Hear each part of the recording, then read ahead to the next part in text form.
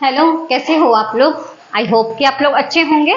तो आज हम आप लोग के लिए लेके आए हैं क्लास 10 एक्सरसाइज 7.1 निर्देशांक ज्यामिति चैप्टर जो अभी हम करवा रहे थे, क्वेश्चन नंबर 7 एनसीईआरटी बुक का।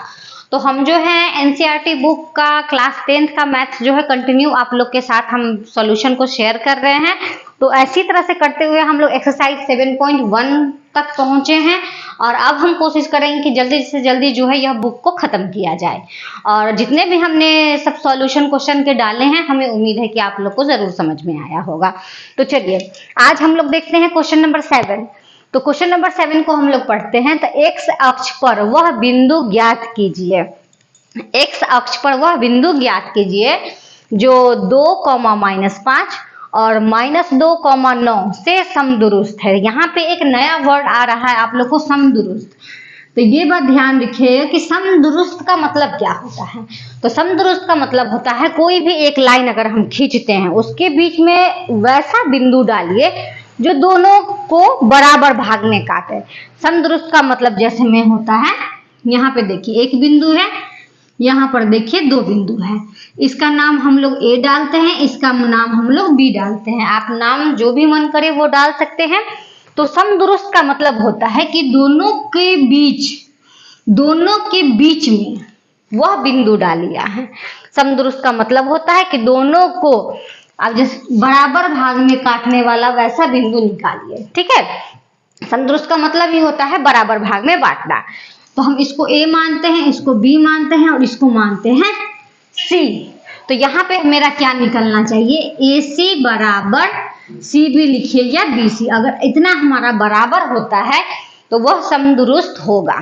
ठीक है, तो चलिए सबसे पहले चलिए हम मान दे एक्स अक्ष पर वह बिंदु ज्ञात कीजिए जो ए को हम लोग लिख देते हैं 2,-5 और हम लोग बी को लिख देते हैं -2,9। अब यहाँ पे बीच वाला बिंदु निकालने का है। तो यहाँ पे दिए हुए एक्स अक्ष, तो एक्स अक्ष का मतलब है यहाँ पर एक बिंदु जो है वह एक्स है और एक्स अक्ष में एक्स हो गया। वाई जो होता है वो हमेशा 0 होता है।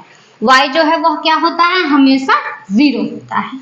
ठीक है, तो चलिए अब हमको क्या करना है, दोनों यहाँ ए सी बराबर आपको बी सी निकालना है। दोनों अगर बराबर होता है तो x का मान निकालना है हम लोगों को। तो चलिए यहाँ पे हम लोग लिख देते हैं ए सी बराबर बी सी। ठीक है, ए सी में हम लोग पहले लिख दिखते हैं, दूरी का जो सूत्र है वो सब फॉर्मूला डाल देते हैं। ए सी बराबर क्या होता है, तो √x2 - x1 का whole square plus y2 - y1 का होल स्क्वायर। ये तो दूरी का फॉर्मूला होता है, सो आप लोग जानते हैं। तो हम लोग को क्या करना है, ए सी बराबर बी सी करना है।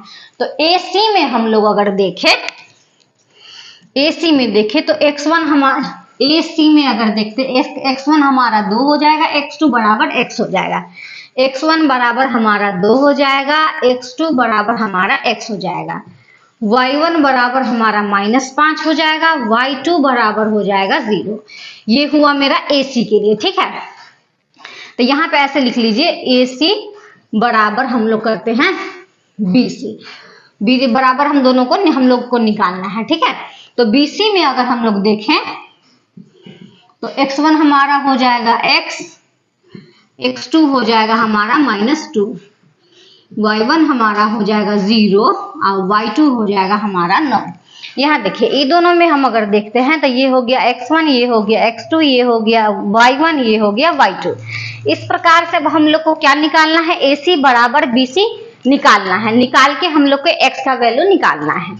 तो चलिए दोनों का मान हम लोग निकाल लिए हैं। यहाँ हमको ए सी बराबर बी सी चाहिए।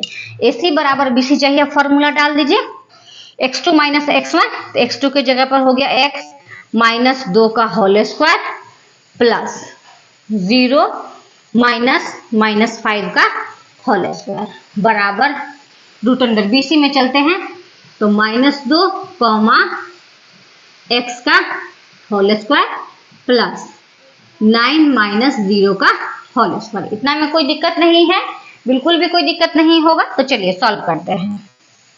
ये हो गया a - b का होल स्क्वायर, तो क्या हो जाएगा a² - 2ab 2 इंटू ए इंटू बी। ए के जगह पे x डाल दिया हमने, b के जगह पर 2 डाल दिया, अब प्लस बी ए का स्क्वायर, ए प्लस बी का होल स्क्वायर का फॉर्मूला डाल दिया, प्लस यहाँ देखिए 0 माइनस माइनस प्लस हो गया 5, तो 5 का स्क्वायर हम लोग करेंगे तो हो गया 25 25।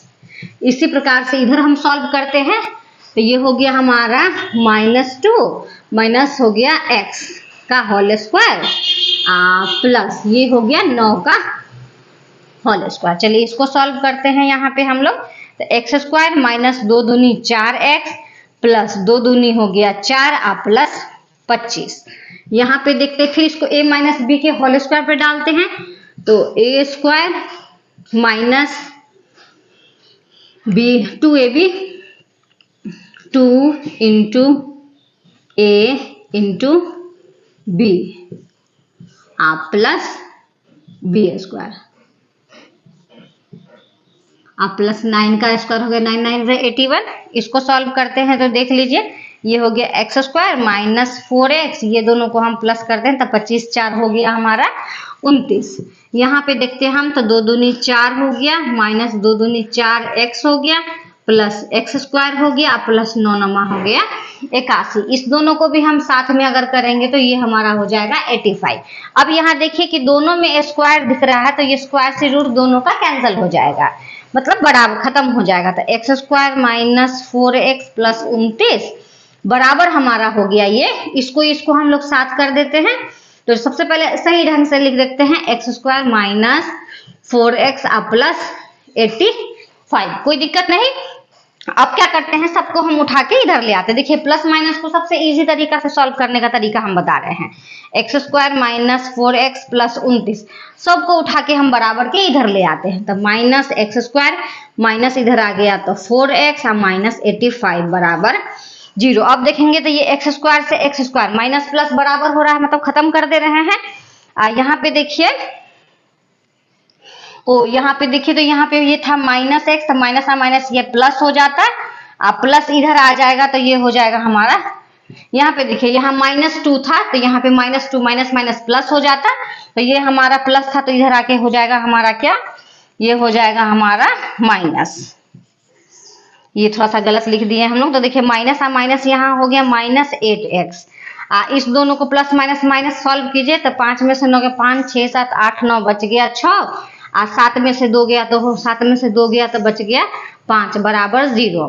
तो -8x बराबर को उधर ले जाते हैं तो 56, तो x बराबर हो गया 56 बटा में 8, माइनस है यहाँ पे 8 सते 56, मतलब x का मान हो गया हमारा -8। यहाँ पे ध्यान दीजिएगा, यहाँ x a का वैल्यू -2 था, हमसे 2 डाला गया था इसलिए यहाँ पे -2 होगा, ठीक है।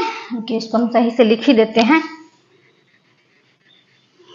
यहाँ पे -2 है तो यहाँ देखिए माइनस माइनस यहाँ पे प्लस 4x हो गया ना, तो बराबर के इधर लाएंगे तो ये माइनस हो जाएगा। तो यहाँ पे देखिए x बराबर हमारा आ गया है 8 सते 56, 8 सते 56। देखिए इस प्रकार से जो है हमारा x का बिंदु कितना आ गया है -7, तो हम लोग लिख देंगे यहाँ x अक्ष पर वह बिंदु, इसीलिए